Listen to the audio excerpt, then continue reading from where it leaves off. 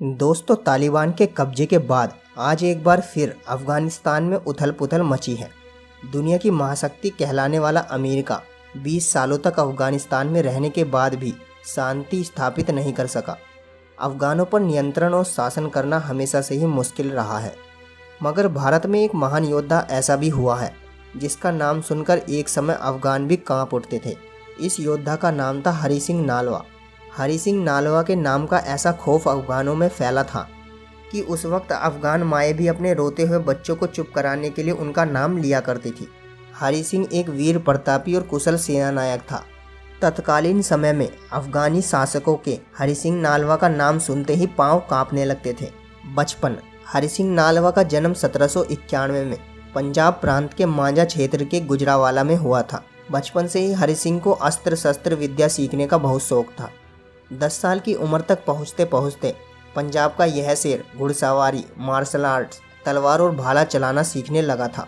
1805 में वसंत उत्सव के मौके पर महाराजा रणजीत सिंह ने एक प्रतिभा खोज प्रतियोगिता का आयोजन किया था। हरि सिंह ने भी इसमें हिस्सा लिया और भाला चलाने, तीर चलाने से लेकर अनेक प्रतियोगिताओं में अपनी प्रतिभा का परिचय दिया। इन सबसे प्रभावित होकर महाराजा रणजीत सिंह ने उसे अपनी सेना में भर्ती कर लिया। अपनी बहादुरी की वजह से जल्द ही हरि सिंह को सेना की एक टुकड़ी की कमान सौंप दी गई।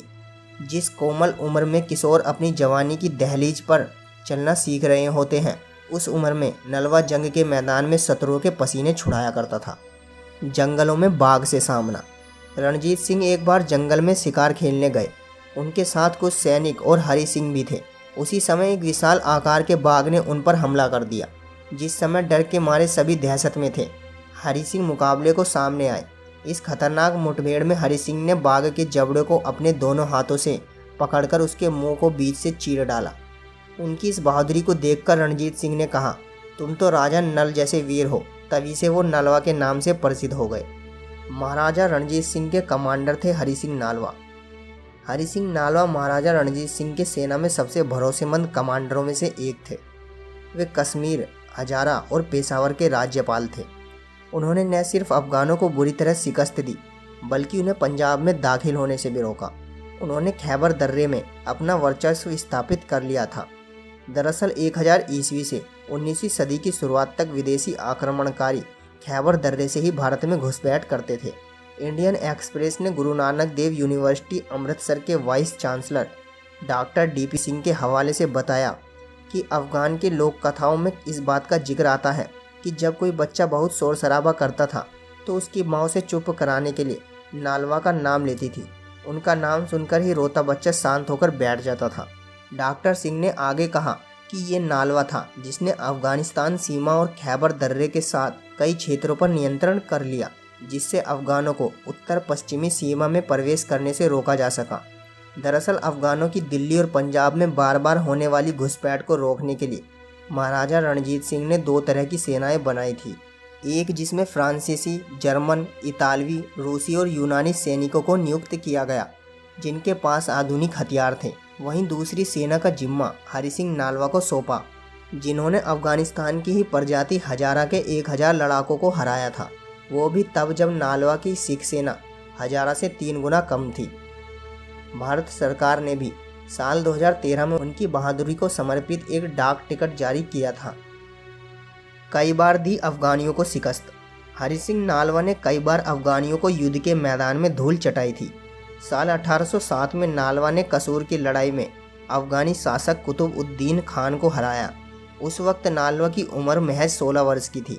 वहीं 1813 में अटक की लड़ाई में नालवा ने अन्य कमांडरों के साथ अजीम खान और उसके भाई दोस्त मोहम्मद खान के खिलाफ जीत हासिल की। ये दोनों काबुल के शाह महमूद की ओर से लड़ रहे थे। साथ ही यह दुर्रानी पठानों पर सिखों की पहली बड़ी जीत थी। बाद में 1818 में नालवा के अधीन एक सिख सेना ने पेशावर की लड़ाई जीती। इसके अलावा उन्होंने 1837 में जमरुद पर अधिकार कर लिया, जो खैबर दर्रे के जरिए अफगानिस्तान के प्रवेश द्वार पर एक किला था। इतना ही नहीं, मुल्तान, हजारा, मानकेरा और कश्मीर में लड़ी गई लड़ाइयों में भी सिख सेना ने अफगानों को शिकस्त दी थी।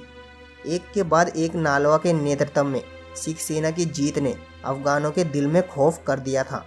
सारे अफगान शासकों में हरि सिंह का खौफ फैल गया था। जब वह जंग के मैदान में अपने दोनों हाथों में तलवार लेकर दुश्मन सैनिकों के सिर कलम कर रहे होते थे तो बाकी सैनिक डर के मारे ही भाग जाते थे। उनकी बहादुरी की वजह से उन्हें सरदार की उपाधि दी गई थी। वीर गति। हरि सिंह ने खैबर दर्रे की सीमा की हमेशा बहादुरी से रक्षा की। उनके जीते जी अफगान कभी भी आगे नहीं बढ़ पाए। हरि सिंह ने अफगानों से रक्षा के लिए जमरुद में एक मजबूत किले का निर्माण करवाया था। अफगान आक्रमणकारी नियमित रूप से इस क्षेत्र में हमले करते रहते थे। 30 अप्रैल 1837 को जमरुद पर एक भयंकर आक्रमण हुआ। हरि सिंह उस समय अस्वस्थ चल रहे थे, फिर भी उन्होंने युद्ध में भाग लिया। उन्होंने अफगानों से उनका असला बारूद छीन लिया, परंतु लड़ते लड़ते हरि सिंह बुरी तरह से घायल हो गए और वे वीरगति को प्राप्त हुए। हरि सिंह की मृत्यु के बावजूद भी अफगान पेशावर पर कब्जा नहीं कर पाए। कहते हैं कि हरि सिंह नालवा ने ये युद्ध न जीते होते तो पेशावर और उत्तरी पश्चिमी इलाका आज अफगानियों के कब्जे में होता। ऐसे में पंजाब और दिल्ली में अफगानी घुसपैठ का डर हमेशा बना रहता। सरदार हरि सिंह नालवा का भारत के इतिहास में सराहनीय योगदान रहा है, परंतु उनकी प्रसिद्धि कभी भी पंजाब की सीमाओं से बाहर नहीं पहुंच पाई। उनकी बहादुरी की वजह से ही इतिहास का वो दौर हमने देखा जब पेशावर पश्तूनों पर पंजाबी भारतीयों का राज था। कुशल रणनीति और शेरदिल बहादुरी उन्हें एक श्रेष्ठ सेनानायक बनाती थी। आज भी सिख योद्धाओं में उनका नाम सम्मान के साथ लिया जाता है। तो दोस्तों, ये थे हरि सिंह नालवा। अगर आपको इनका इतिहास सुनकर अच्छा लगा तो वीडियो को लाइक और शेयर जरूर करें और चैनल को सब्सक्राइब करके बेल आइकन जरूर दबा लें ताकि आपको ऐसे हिस्टोरिकल वीडियोज़ की नोटिफिकेशन सबसे पहले मिले। तो मिलते हैं आपसे अगली वीडियो में। Thank you.